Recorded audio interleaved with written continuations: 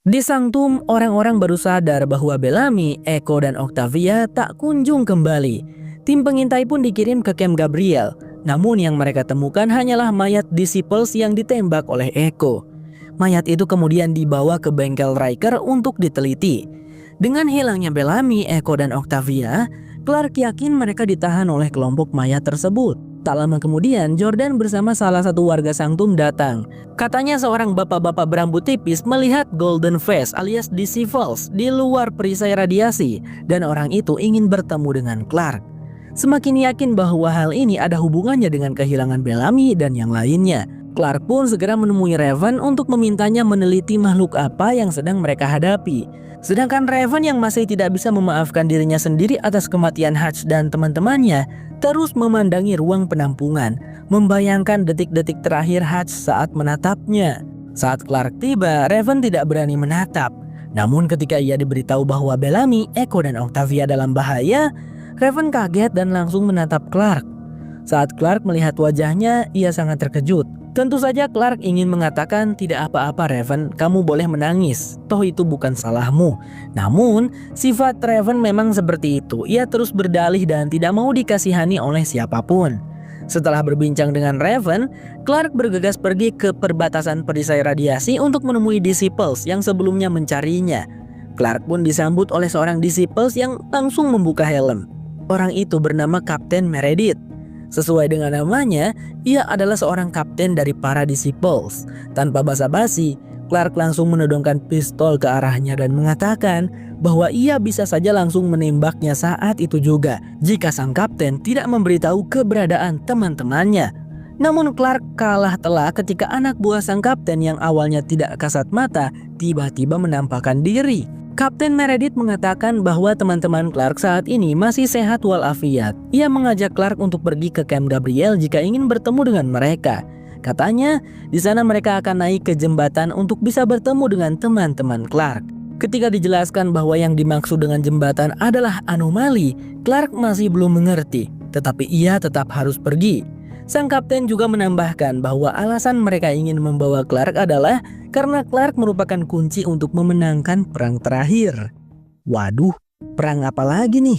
Meskipun tidak mengerti maksud sang kapten, Clark harus tetap pergi karena hal ini menyangkut nyawa teman-temannya. Ia berkata akan menyusul ke Camp Gabriel. Mendengar itu, Kapten Meredith memperingatkan bahwa waktu di tempat teman-temannya berjalan lebih cepat dibandingkan waktu di Sanctum, maka Clark harus segera bergegas. Pada saat yang sama, Raven dan Jackson bertugas untuk meneliti mayat tadi. Ketika Raven sedang fokus, tiba-tiba helm itu terbuka, dan wajah yang ia lihat adalah wajah Hutch yang penuh luka dengan luka bakar akibat paparan radiasi. Namun ternyata itu hanyalah halusinasi Raven. Sebenarnya pemilik tubuh itu adalah seorang wanita dengan wajah penuh tato simbol-simbol anomali. Tidak lama kemudian Clark datang. Sebelum pergi ke Camp Gabriel, Clark berpesan kepada Raven untuk segera mencari tahu siapa yang sedang mereka hadapi, lalu menyusulnya ke Camp Gabriel jika Raven menemukan sesuatu. Scene memperlihatkan flashback, melanjutkan kisah Hope kecil setelah ditinggalkan Diyoza dan Octavia. Kala itu Hope masih berusia 10 tahun dan harus tinggal seorang diri. Masak sendiri, makan sendiri, mencuci baju sendiri, bahkan tidur pun sendiri. Namun 3 bulan kemudian seorang tahanan dari Bardo datang. Ia adalah Dave. Ingat tengkorak yang Hope temukan saat mengikuti Orlando? Tengkorak itu dulunya adalah seorang pria gagah dan handsome bernama Dave. Mengingatkan kita bahwa keindahan tubuh pada akhirnya hanya akan menjadi tulang belulang. Awalnya Hope enggan menerima Dave di rumahnya karena takut Dave orang jahat. Namun suatu hari Dave datang membawa biji-bijian untuk ditukar dengan sayuran yang ada di kebun Hope. Dave memilih buah raspberry yang sudah matang, tetapi Hope melarangnya karena buah itu beracun. Belum sempat Hope menjelaskannya, Dave sudah memakannya dan berujung muntah-muntah. Karena merasa kasihan, Hope mempersilahkan Dave masuk ke rumah lalu mengobatinya. Saat itu Hope kecil melihat waktu hitung mundur di tangan Dave. Ternyata Dave sedang menjalani hukuman selama 10 tahun. Waktu yang cukup lama, menunjukkan bahwa Dave melakukan kesalahan serius. Tapi hukuman itu justru menjadi harapan bagi Hope. Berkat Dave, ia memiliki teman sekaligus orang yang mengajarkannya bela diri. Hope juga mengatakan bahwa dirinya harus menyelamatkan Octavia dan Diyoza di Bardo. Mendengar hal itu, Dev yang iba dengan sukarela bersedia membantu Hope menyelamatkan mereka. Selama 10 tahun, Hope berlatih bela diri hingga akhirnya tumbuh menjadi wanita dewasa yang cantik sekaligus tangguh. Waktu pengampunan Dev pun tiba. Pada hari sebelum pengampunan, wajah Hope digambari simbol-simbol yang mirip dengan simbol di batu anomali, sebagai tanda bahwa ia sudah lulus ujian bela diri tahap pertama. Ketika malam tiba, Dev akan dijemput oleh para disciples dari Bardo. Saat itulah Dev dan Hope melancarkan rencana mereka. Rencananya sederhana. Dev menyerang para disciples terlebih dahulu, lalu Hope akan membantunya. Namun karena baru pertama kali melawan orang asing, Hope terpaku dan tubuhnya membeku. Akibat keraguannya, Dev tertusuk. Pengorbanan Dev tidak berhenti di situ. Ia menarik detonator bom sehingga disciples yang menusuknya ikut tewas. Beruntungnya, Hope segera dipeluk Dev sehingga ia tidak terluka sedikit pun. Dengan berat hati, Hope harus meninggalkan Dev yang terkapar lemas. Ia segera mengenakan kostum disciples dan masuk ke dalam cahaya anomali.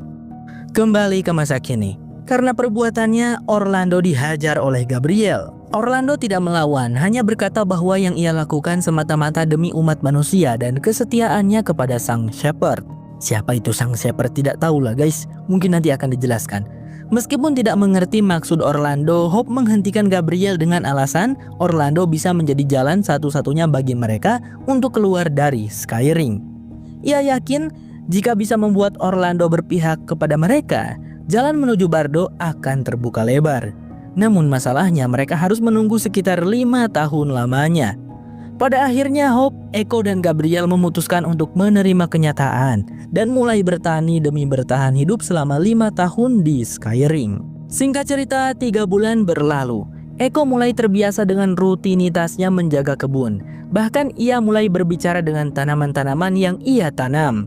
Lalu tidak disangka Orlando mulai berani menghampiri mereka untuk menawarkan biji labu untuk ditanam di ladang mereka. Echo pun mempersilahkannya menanam biji itu. Sementara ia masuk ke rumah untuk memanggil Hope. Setelah itu Gabriel baru saja datang setelah mengambil air dari sumur. Orlando yang masih trauma karena pernah dipukul Gabriel pun langsung kabur, meninggalkan mereka semua. 3 bulan waktu yang mereka habiskan untuk menarik perhatian Orlando akhirnya berhasil. Tinggal sedikit usaha lagi agar Orlando mau membantu mereka. Echo kemudian memiliki ide untuk memancing simpati Orlando dengan membuat Hope berpura-pura tenggelam di laut. Saat Orlando sedang bermain catur bersama boneka dan mayat-mayatnya, teriakan Hope membuatnya langsung bergegas pergi untuk menyelamatkan Hope. Sementara itu, Gabriel dan Echo mengawasi dari kejauhan. Setelah sampai di tepi pantai, dengan khawatir Orlando bertanya, bagaimana Hope bisa tenggelam? Ia menjawab bahwa dirinya ingin mencapai anomali untuk menyelamatkan Diyoza dan Octavia. Mendengar itu, Orlando pun setuju untuk membantu Hope pada hari pengampunannya nanti.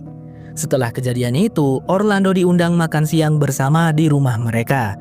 Hope memasak resep andalan ibunya yang katanya lebih enak daripada alga milik Monty.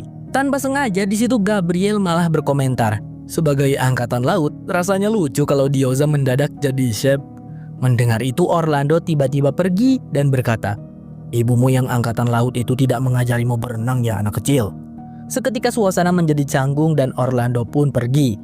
Meskipun agak kurang sempurna, tetapi ini merupakan kemajuan besar bagi mereka karena Orlando sudah mulai bertingkah normal. Setelah kejadian itu, Echo, Gabriel, dan Hope berlatih bela diri setiap hari untuk melawan para disciples nanti. Hal itu menarik perhatian Orlando yang kemudian berkata bahwa mereka tidak akan pernah bisa melawan para disciples. Mendengar itu, Echo menantangnya. Sekuat apa para disciples memangnya? Jika aku kalah, maka rumah ini akan menjadi milikmu. Tetapi jika kau yang kalah, bantu kami berlatih dan beritahu kami apapun tentang para disciples. Namun ternyata para disciples memang sangat terlatih karena Echo kalah telak hanya dengan 1 pukulan saja. Apalagi Orlando sendiri ternyata sudah berada di tingkat 12, yaitu tingkat tertinggi di antara para disciples lainnya. Akibatnya mereka pun harus tidur di luar. Keesokan paginya ketika Orlando sedang berdoa, Gabriel menghampirinya sambil membawa beberapa sayuran. Melihat kebaikan Gabriel, Orlando pun tersentuh dan keluar sambil berkata, aku akan membantu kalian dengan catatan tidak boleh melakukan pembunuhan. Mereka semua sepakat. Orlando kemudian melatih mereka selama 5 tahun ke depan. Singkat cerita, 5 tahun sudah berlalu dan Orlando bersama yang lainnya menjadi sangat dekat. Tapi tinggal menghitung jam mereka akan berpisah. Sebelum hari pengampunan tiba, Orlando menggambar wajah mereka bertiga dengan simbol-simbol yang sama. Pada malam harinya, hari pengampunan pun tiba. Anomali muncul dari arah laut lalu menampakkan para disciples. Mereka langsung disuguhkan pemandangan Orlando yang pura-pura ditahan di tiang. Saat para disciples akan mengaktifkan mode kasat mata, tiba-tiba bom ditembakkan. Echo, Gabriel, dan Hope pun buru-buru melepaskan kostum para disciples. Namun seorang disciples terbangun dan hendak membunuh Echo. Untungnya Hope segera bergerak, tetapi ia lupa dengan perjanjian bersama Orlando. Hope membunuh disciples itu, yang ternyata tampaknya dikenal oleh Orlando. Hope melakukan itu karena teringat dengan apa yang terjadi pada Dave akibat keraguannya untuk membunuh. Sejak saat itu Hope bertekad untuk tidak ragu lagi apapun resikonya. Setelah semua memakai kostum, Echo mulai khawatir rencana awal mereka akan gagal karena kematian seorang disciples tadi. Dengan keteguhan, Echo membunuh para disciples yang tersisa. Rencana yang awalnya tidak melibatkan pembunuhan berubah menjadi pembunuhan massal yang dilakukan Echo kepada semua disciples yang ada di sana.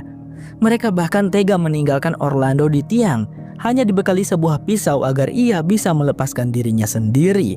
Gabriel berusaha menghentikan Echo, tetapi Echo berdalih, "Orlando memang teman kita, tapi kita bukan kaumnya." Setelah itu Orlando tetap dibiarkan terikat di tiang, bahkan tidak bisa berbicara. Dari raut wajahnya terlihat jelas bahwa dirinya dipenuhi rasa kecewa karena telah percaya kepada mereka. Sementara itu, Echo, Gabriel, dan Hope masuk ke dalam anomali. Kembali ke Sanctum, Raven dan Jordan masih meneliti, tetapi mereka tampak kesulitan karena helm yang mereka pegang benar-benar tidak memiliki sumber energi di dalamnya. Tidak ada kabel, colokan, atau tombol-tombol kecil untuk mengatur kekuatan yang digunakan oleh para disciples. Menurut Raven yang dianggap sebagai orang paling pintar di antara mereka semua, teknologi itu benar-benar di luar jangkauan mereka. Untungnya Jordan menyahut, "Kamu pikir begitu?" Seolah-olah tidak percaya dengan pendapat Raven. Namun ucapan itu justru menjadi pencerahan bagi Raven. Ia kemudian mencoba memakai helm tersebut dan ternyata helm itu hanya dapat dikendalikan oleh pikiran. Tidak perlu kabel atau perangkat lain, hanya membutuhkan pikiran yang sehat. Di dalam helm itu, Raven bisa melihat seluruh alam semesta. Ia juga menyadari bahwa ternyata anomali adalah lubang cacing atau wormhole. Lubang cacing yang dimaksud dalam artian ilmiah adalah terowongan hipotetis yang menghubungkan dua titik berbeda dalam ruang waktu, yang berfungsi sebagai jalan pintas untuk perjalanan antar lokasi yang sangat jauh atau bahkan lintas waktu. Dari helm itu juga Raven mengetahui bahwa Clark adalah target para disciples. Dalam helm disebutkan bahwa Clark harus dibawa ke Bardo dengan cara apapun. Setelah mengetahui itu, mereka tentunya harus segera menyusul Clark ke Camp Gabriel. Singkat cerita, Clark sudah sampai di Camp Gabriel yang tampak sudah direnovasi oleh Kapten Meredith. Di sana mereka sempat saling mengancam. Clark mengancam akan membunuh Kapten Meredith dengan menodongkan semua senjata milik teman-temannya yang bersembunyi. Jadi Clark tidak datang sendirian ke sana, dia membawa teman-temannya. Tapi trik Kapten Meredith lebih cerdas karena mereka memiliki kekuatan tak kasat mata, sehingga tanpa Clark ketahui, anak buah Kapten Meredith sudah berada tepat di belakang teman-temannya. Akan tetapi tiba-tiba Jordan datang dengan kejutan yang tidak pernah diduga siapapun.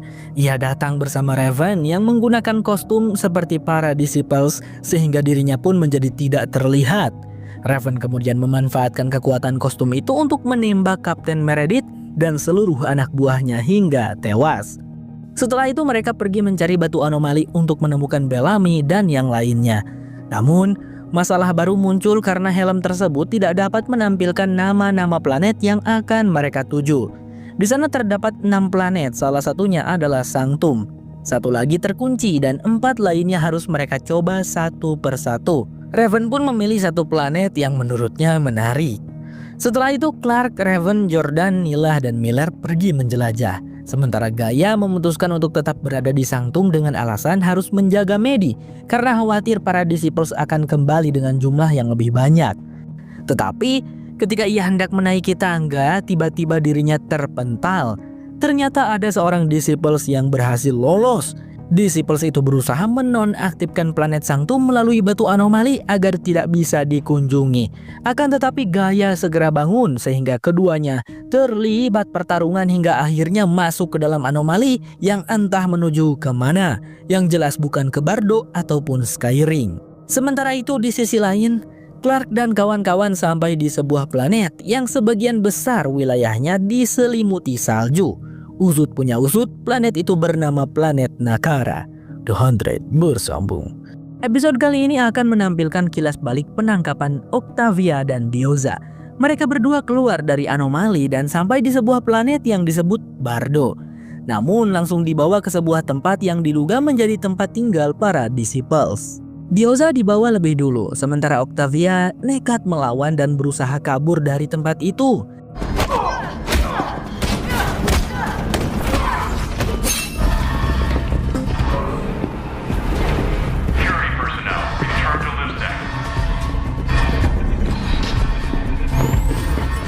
Tetapi, ia cukup kesulitan karena tempat tersebut lebih luas daripada Istana Sanctum.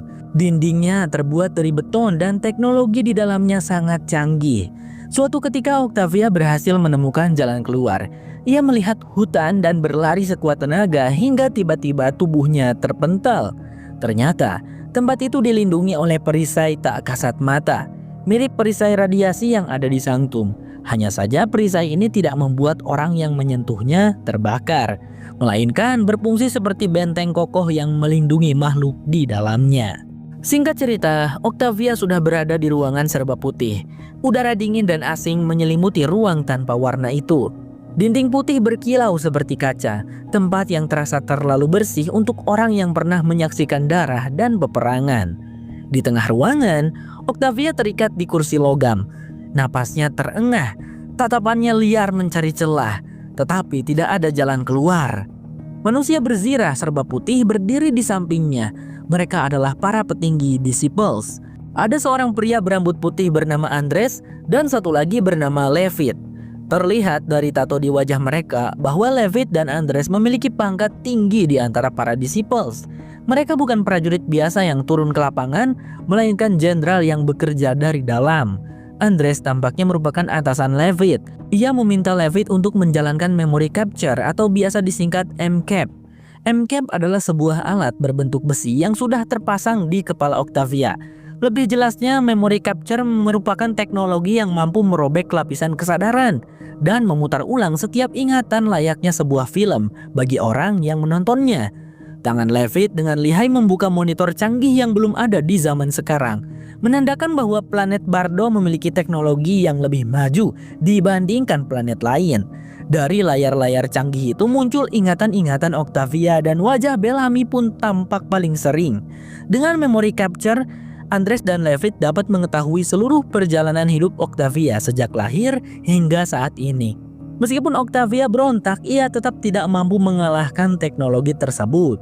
3 hari berlalu, Levit masih menelusuri ingatan Octavia hingga ia menemukan sosok anak kecil yang tidak lain adalah Hope. Karena begitu menyayanginya, usaha Octavia untuk mengendalikan ingatannya pun sia-sia. Ia akhirnya bersepakat dengan Levit bahwa ia akan bekerja sama, asalkan ingatan tentang Hope tidak dilaporkan kepada atasan. Levit pun setuju dan terus menyelidiki perjalanan Octavia, mulai dari awal hingga perjuangannya dalam tragedi City of Light. Melihat semua itu, Levit merasa sangat takjub dengan keberanian Octavia. Ia menganggap Octavia sebagai prajurit sejati.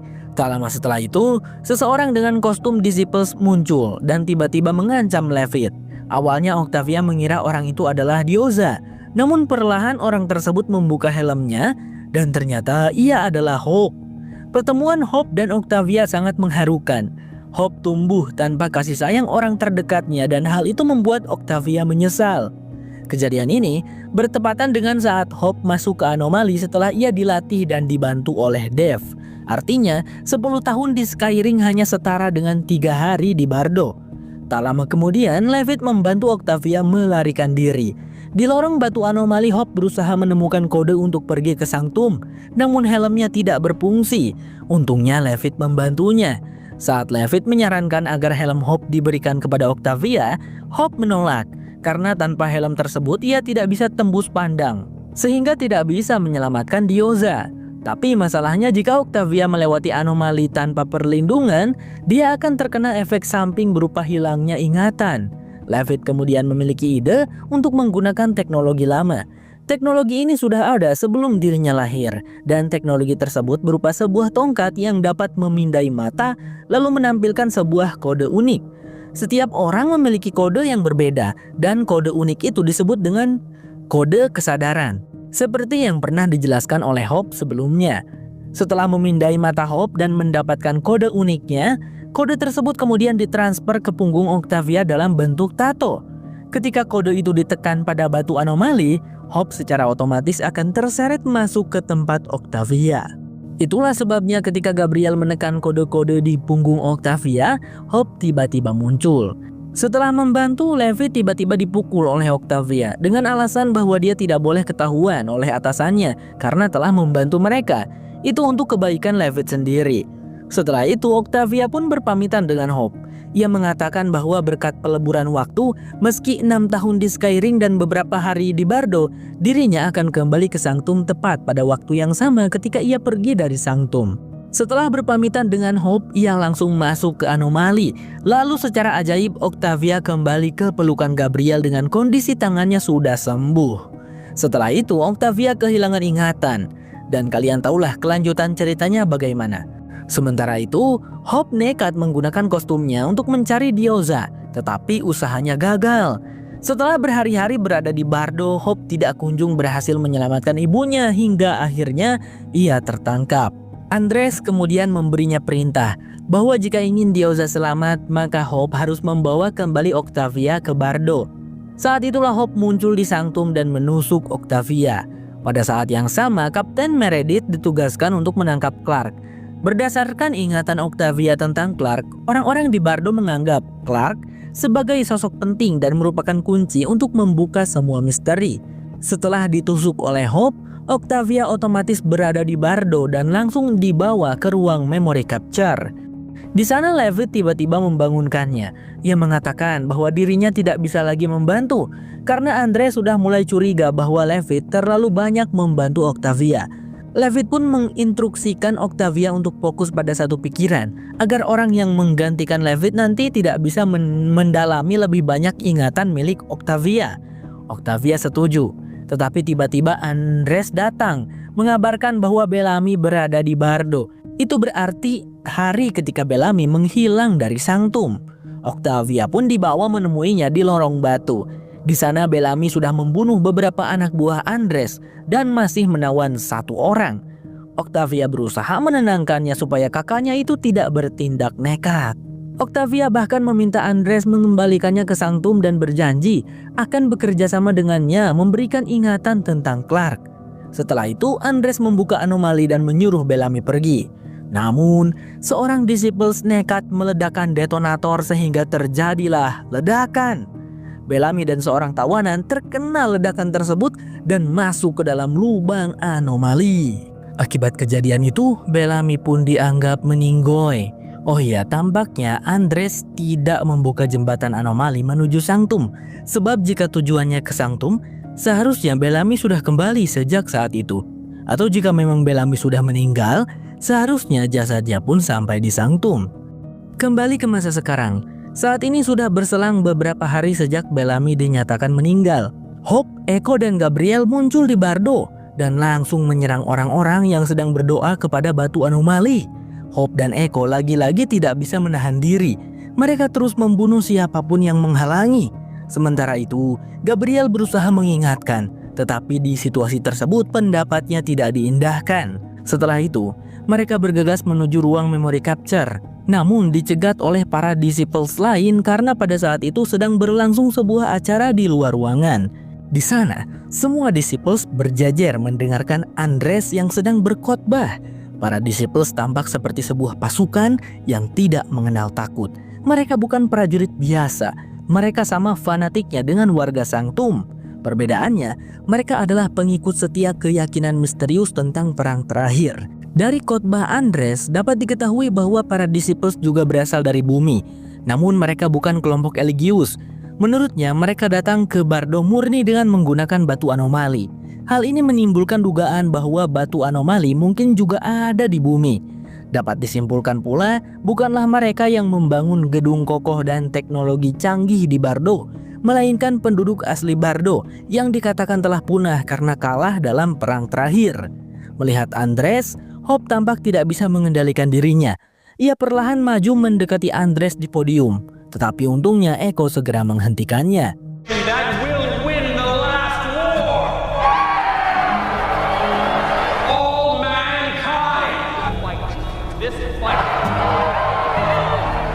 Setelah mendengar khotbah Andres, Hope, Echo, dan Gabriel kembali ke ruang MCAP. Di sana mereka menemukan Octavia yang sudah setengah sadar. Ia berusaha keras mengendalikan ingatannya agar terfokus pada satu ingatan, yaitu ketika dirinya dikurung di bawah lantai saat berada di bahtera. Melihat penjaga Octavia bukanlah Levitt, Echo langsung mengancamnya dan menanyakan keberadaan Bellamy. Tapi seperti yang kita ketahui, Bellamy sudah tidak ada. Beralih ke Sanctum, ketidakhadiran Clark, Raven, dan yang lainnya membuat Indra sibuk dengan hiruk-pikuk yang terjadi di Sanctum. Ia didesak berbagai pihak. Nelson yang ingin tubuh Russell dibakar, serta warga Sanctum yang menuntut agar dewa mereka dibebaskan. Terlebih lagi warga Sanctum yang fanatik kembali berulah. Trey memaksa Indra untuk segera melepaskan dewa mereka. Jika tidak, satu persatu para pengikut Russell akan membakar diri mereka sendiri sebagai bentuk pengorbanan. Indra berusaha bersikap profesional dan membujuk Trey agar berpikir jernih, serta mengutamakan keselamatan diri mereka sendiri. Namun Trey tidak menggubris. Ia memberi isyarat lalu seorang gadis berpakaian putih muncul, mengguyur tubuhnya dengan BBM lalu membakar dirinya sendiri. Melihat itu, Nelson berusaha menghentikan sang gadis tetapi ia terlambat. Bahkan Nelson yang sangat membenci Russell masih peduli kepada para pengikut Russell. Sedangkan para pengikut itu justru buta oleh keimanan yang sesat. Trey berkata setiap jam akan ada orang yang bernasib sama sampai Russell dibebaskan. Setelah itu Nelson dibawa ke ruang medis untuk diobati. Di sana juga ada Emory, Murphy, dan tentunya Saidheda yang berada dalam tubuh Russell.